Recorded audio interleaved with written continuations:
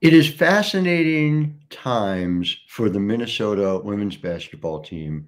Coach Dawn Plitzuweit is here to tell us all about it as we are in the first week of college basketball, friends. Yes, our wait is over. Locked On Women's Basketball starts now.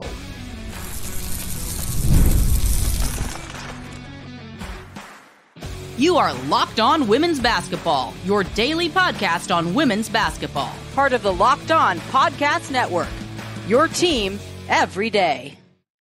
Good morning. It is a particularly good day to be thinking about women's basketball. I'm your host, Howard Megdal. I want to welcome you to Locked On Women's Basketball, where we keep showing up for you 6 days a week, and you keep showing up for us. Over 300,000 listeners in October alone. First time we have broken that number, but I dare say not the last time. So thank you for subscribing at YouTube or wherever you get your podcasts. And of course, it is not just me. It is the incredible team across the country and indeed across the world over at The Next, at thenexthoops.com, where we had over 2.5 million readers last month alone, reading over 100 reported stories about the past, present, and future of women's basketball. Go ahead and subscribe.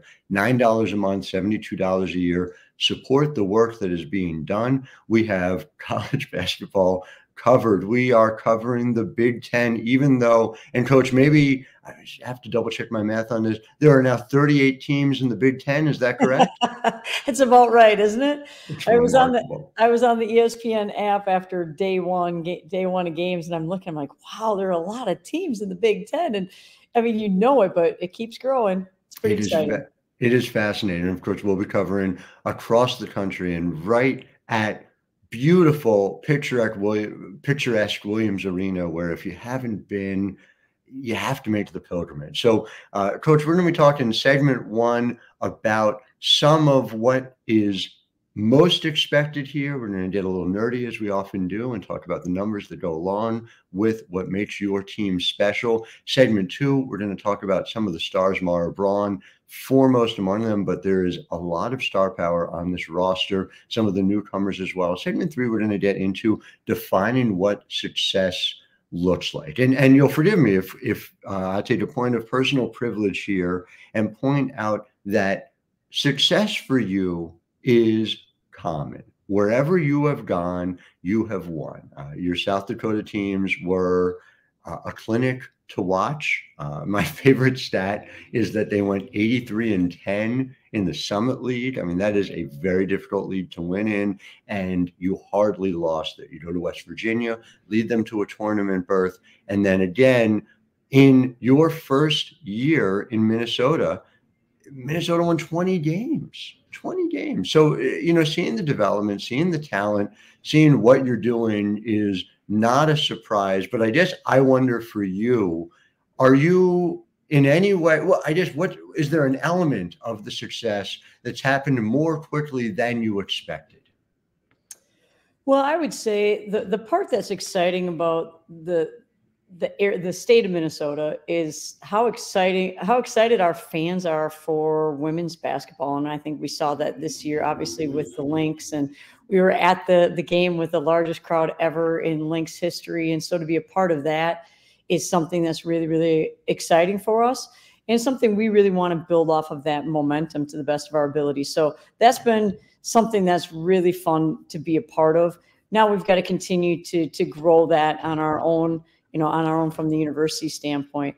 But I would say from a team standpoint, the part that's been really encouraging about this year's crew is how committed they are to wanting to be really good defensively, what that really looks like. And from the returners, and then the returners kind of influencing the newcomers. So that part has been really fun for us to be a part of.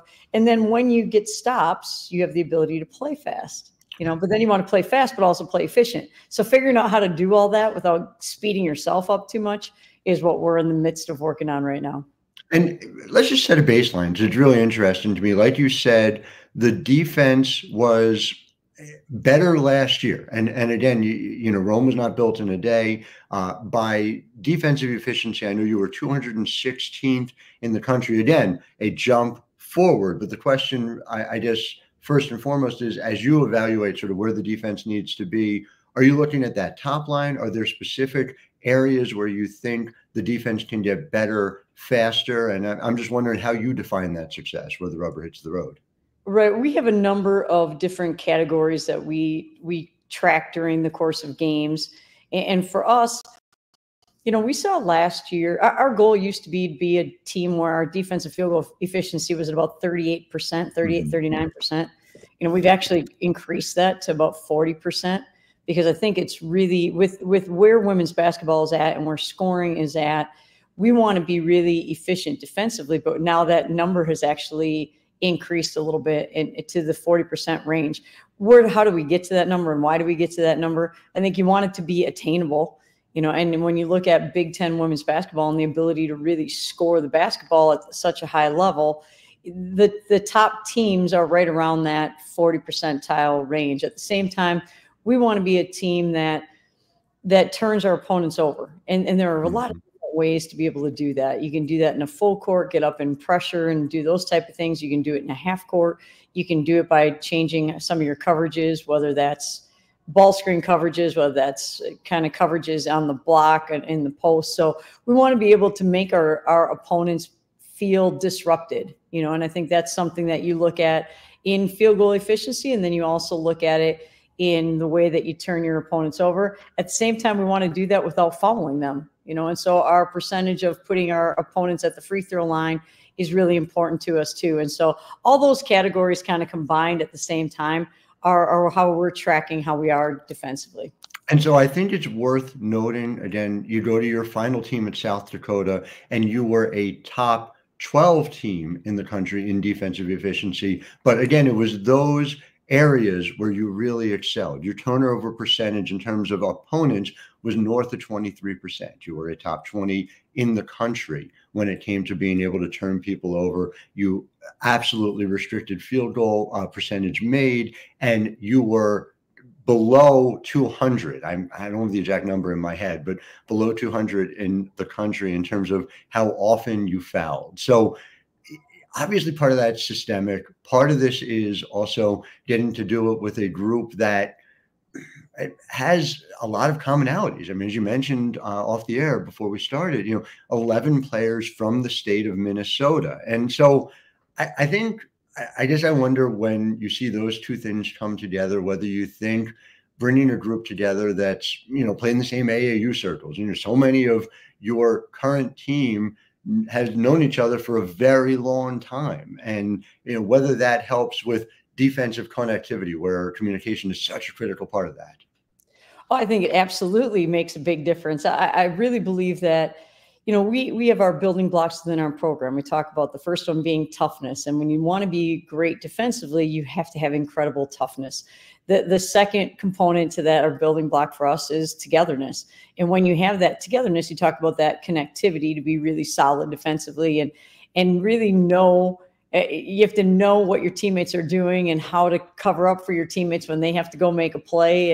And then there's that last part is a find a way mentality for us in building this program. And that's really, I think, speaks to what we want to be defensively, is that there are times, there are ways to do things, and you always have principles and rules. We want to get to this side. We want to be here when the ball's on the wing and we're denying post touches, those type of things. Right. But there are also times when that doesn't always happen is exactly how you want to have it happen.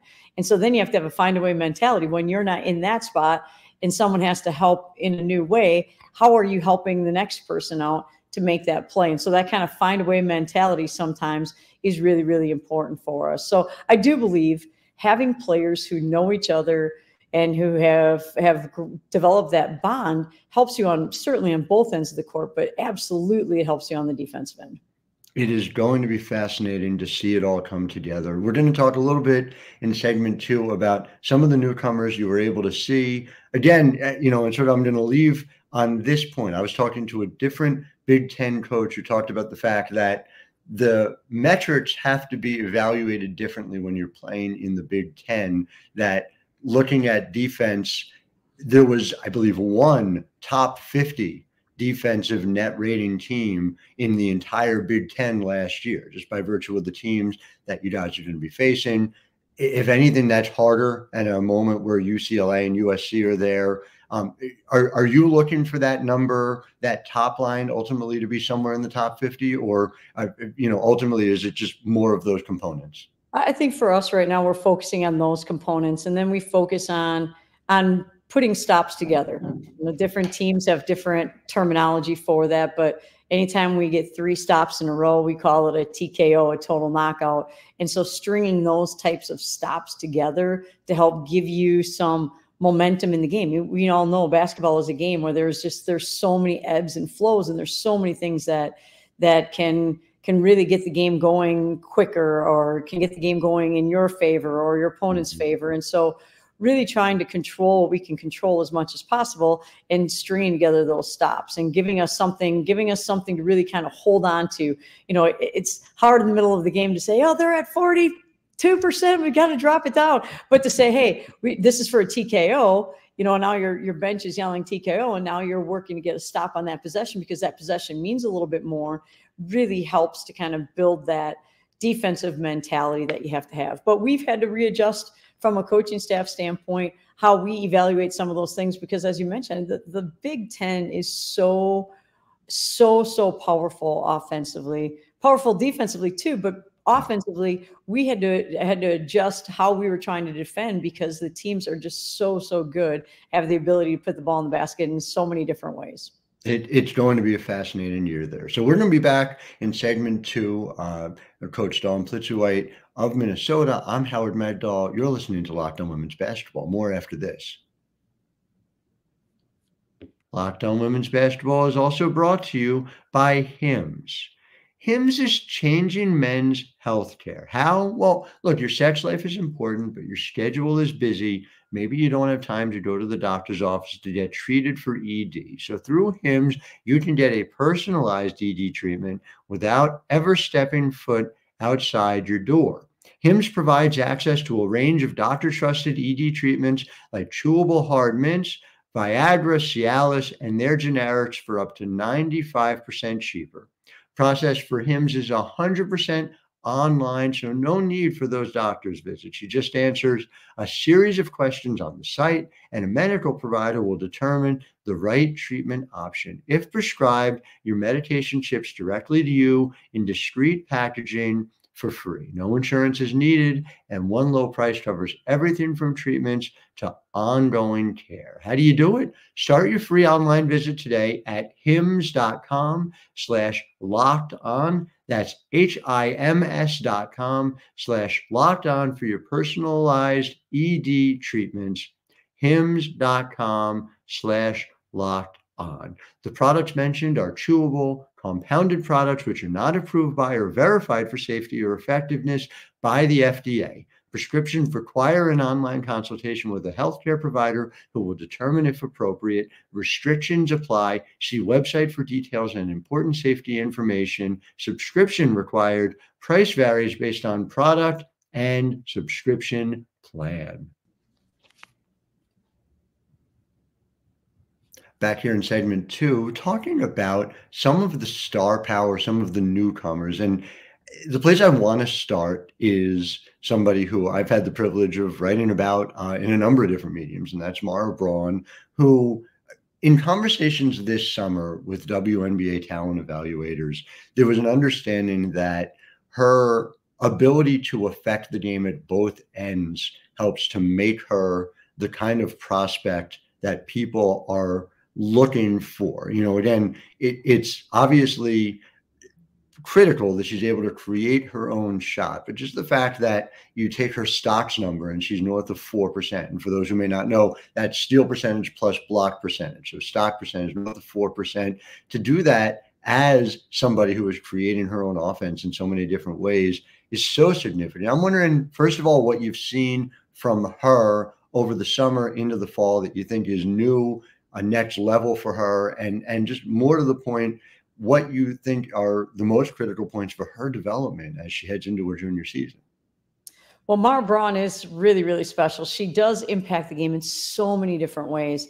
I think where she's really grown her game is in her physical strength, and is with that is able to turn the corner through some more contact and make some plays that way. Defensively, kind of keeping kids from the lane and finishing plays at an even higher level than she did before. So I think she's someone who now has to continue to learn when teams have different strategies to take her away, whether that means how they guard her in screens. What is her counter to all of those type of things? And what does that look like? And how can she impact the game in different ways if there are teams that are really making it difficult for her to get a shot off or create at the rim? What can she do to help her team on the offensive end in new ways? And so I would say she's been incredibly receptive to that. And I think she's someone who, the first time she sees it, she's like, oh, now I kind of get that. I like it. So she watches a lot of film. She watches a lot of professional basketball games. She takes a lot away. So it's from that experience. So I still think her best days are far into her future. But I would say what people don't give her probably enough credit for is how she impacts the game defensively too. Yeah, no, without a doubt. And again, that jumps out at you when you see her live. The other thing that really does jump out is she doesn't make a lot of mistakes. My favorite stat of hers is the fact that her turnover percentage last year was 8.2%. That's if you're using professional comps, that's Stewie Elena Deladon territory in terms of how she's not turning the ball over. And that has to make a difference, both in terms of being able to avoid transition opportunities for teams coming the other way when it's somebody who's so ball dominant within the overall offensive scheme, but also obviously somebody who's able to see the game in a way that allows her to make that transition. I wonder whether you think her lack of making mistakes allows you to be able to push more aggressively for her to become even more of a distributor, like you said, to find her teammates even more here in her junior year. Well, the first game of the season, I think she had 5 assists, 0 turnovers. So that's a pretty good way to start things off. But she's someone who because she studies the game at such a high level, because she has such a great feel for it. And I'm not saying that is something that she's always had. I think it's something that she on her own has really worked to develop. So I give her a lot of credit for that by studying the game. She has an ability to understand not only when players and teammates are open, but how to get them the ball. And I think and then sometimes when it doesn't make sense. And I think that's an area as a team that we're really focusing on this year. Yes, we want to throw the ball inside, whether that's to a post player, whether that's to a perimeter player posting up, whether that's to someone cutting in the lane, whether that's into someone curling in the lane. We want to get the ball around the rim, right? Basic, simple, fundamental basketball. We want to get it around the rim as often as possible. At the same time, there are times it doesn't make sense to do that based upon where the help defenders are. And so that's an area that we've actually been showing quite a bit of film content to our team on this year. This makes a lot of sense. This makes a lot of sense to not throw it at this time. And so, and Mara is someone who does that naturally. I don't know if it's natural, because I think she's earned the right to do that by how much she studied film. It's interesting. It makes sense. It also reflects a more modern way of thinking about offense, having these multiple distributors. And obviously Maya Battle is someone who's been able to do that a lot. Grace Grahowski, yep. Thank you. Grace Grahowski. Yeah. Gigi. It's way easier that way, Gigi. Yes, Gigi is also had 5 assists for you in that first game.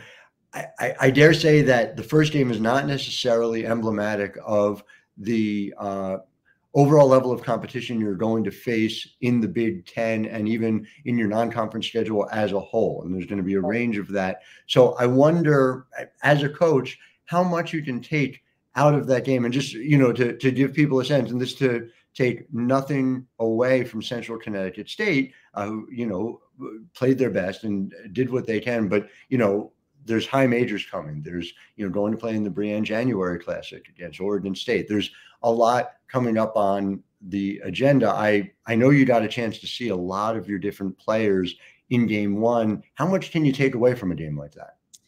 Well, I think we look at game one, but we also pair it with our 2 scrimmages that we had, and we look at kind of where we're at. And we're still trying to put together what makes the most sense from a rotation standpoint. I think what we learned about us in that first opportunity to play in a real game with real uniforms on, with lights on, with fans there, is that there are so many different ways in the course of the game that you as a player can get sped up, right? And we even heard in the WNBA finals, players talking about getting sped up and by their opponent. And I think there are ways you look at teams that can pick you up in a full court and pressure you, and that speeds you up, or teams that try to trap you in a half court and that speeds you up. But there are a lot of different ways that you can get sped up either on your own or, I felt like in the second quarter in particular in that game, we got sped up. Now, it was that us trying to play really fast. And that's something that we as a staff and as a program are trying to get to that point. And do we speed ourselves up to some level? And how do we get to the point where, yes, we want to be in attack mode, but we also want to be completely in control. And what does that look like? And it's game one. It's really early in the season, but that's something that we have to become really, really good at doing, is capitalizing on when we're able to get stops, how we attack, and then make great decisions. Great decisions. We're going to attack and we're going to force the thing to the basket right away. Well, that doesn't make a lot of sense. Now we're going to enter it and then we can attack the basket. Now we can enter it and we can shoot it. What does that look like? And I thought at times in that game, we got sped up. Again, exactly why, I don't know if we know exactly why that is. And obviously our opponent has a lot to do with it, but there are times in the third and fourth quarter that we didn't play quite as sped up. We still pushed the ball up the court. We still scored it in transition, but we didn't play at hyper speed and feel sped up at that point. So that's something that we're looking for our returners, also for our newcomers. I think we had a lot of newcomers who contributed. I think we scored 50 points off the bench in that game, which probably isn't a true tell for the entire season. But man, what a great way to start, to know that coming off the bench, you have firepower. That's incredible for us. And I want to get into one of those specific players. We're going to take a break and come back, but Annika Stewart is somebody who I have my eye on, and I'm very curious to talk more about her with you right after this. But Howard Megdal, Locked On Women's Basketball, back in a moment. Locked On Women's Basketball is brought to you by Built. Are you feeling like you're stuck in this loop of rent payments and you just watch your money vanish into thin air? Well, it's time to turn that rent game around and start earning some serious rewards. That's where Built Rewards comes in. Built is breaking ground as a neighborhood rewards program that hooks you up with points on your rent. Every month, pay your rent and watch the Built, B-I-L-T, points roll in.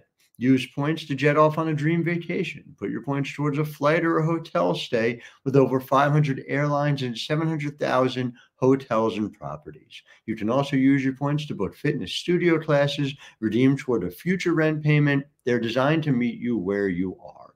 Pay rent hassle-free through the Built Rewards app. Your rent game just got a major upgrade. Earn points by paying rent now when you go to joinbuilt.com/lockedonnba. That's joinbuilt.com/lockedonnba. Make sure you use our URL so they know we sent you. Joinbuilt.com/lockedonnba to start earning your points with rent payments today. Locked On Women's Basketball is also brought to you by Game Time. And women's basketball season is here. There are going to be tough tickets for you, whether it's at Carver Hawkeye Arena, whether it's down in South Carolina. You're going to want to sit where you want to sit to watch the best teams around. Paige Beckers in UConn, tougher ticket than ever. Game Time's got you covered. You can either, whether it's last second deals, making sure that you turn on the app option to get all in pricing, your 360-degree seat views, which you've heard me talk about. Get that panoramic view in your app before you buy. All of this and more. Download the Game Time app, create an account, and use code LOCKEDONNBA for $20 off your first purchase. Terms apply. Again, create an account and redeem code LOCKEDONNBA for $20 off. Download Game Time today. What time is it? Game time. Howard Megdal here, Locked On Women's Basketball, here with Dawn Plitzuweit, Minnesota Golden Gophers head coach. And So Annika Stewart, who played 4 years at Nebraska, did not get regular time. I had the privilege of seeing her play now a couple of times here. She put up 18 points on 10 shots for you in that opener. But again, what she feels like to me, just watching, is here is not just a big, because you have bigs, and Sophie Hart is somebody who's going to be critical, obviously, in the middle for you, but an athletic big who feels like she fits with what you're trying to do offensively. I wonder if you just take me through what you saw with her and how much of a role you expect to see her have for you coming up this year. Well, I think Ani is someone who's going to have a huge role within our program. I really believe that, and we saw that in game one. She's someone who has the ability to influence the game in a lot of different ways. And one of them is by stretching the floor and shooting it. Okay, so that's great because it provides you an opportunity to have another kid shoot the basketball from the perimeter. But what it also does for you is it opens the lane. Mm-hmm. And when the lane is open, now all of a sudden a player, we talked about Mara Braun, or maybe it's Mallory Heyer or Grace Grahowski or Maya Battle, or whoever it is, can now be on the block. And so that changes what we can do offensively and how teams have to combat that. So I think she's someone who really is working to figure out that combination. We want her to rim run and be a back to the basket post player. Okay, now when you screen, step out, shoot it, you don't get it, swing it at that point in time, go screen for someone else, and then either smash back to the basket, or if someone else takes that, pop back again. And so she's someone who has the ability to learn very quickly. She's been really well coached. She has parents who are basketball coaches. She's been well coached at Nebraska. So, I think her learning curve is something that what's impressive is how quickly she's picking up on all of it.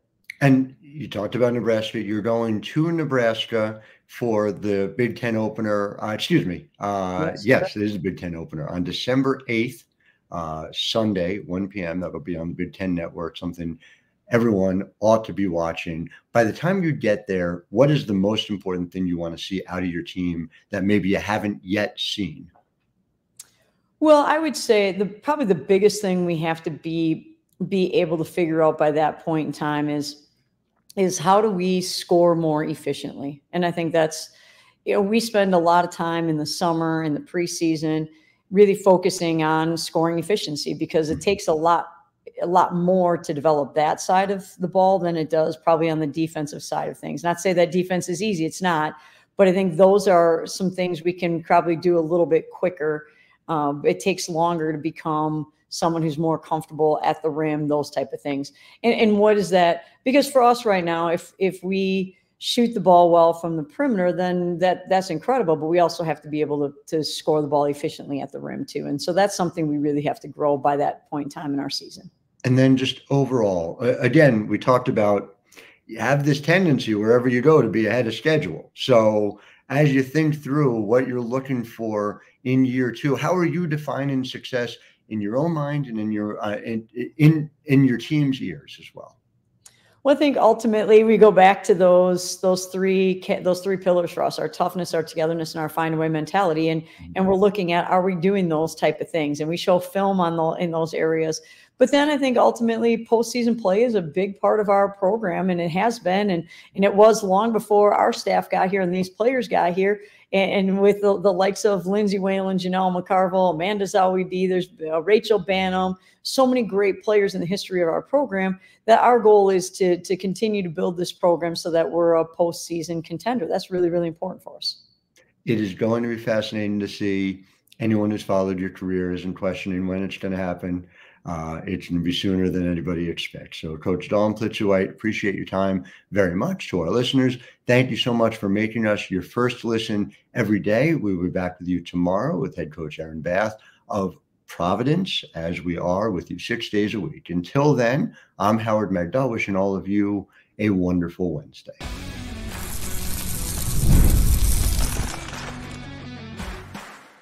You are Locked On Women's Basketball, your daily podcast on women's basketball. Part of the Locked On Podcast Network, your team every day.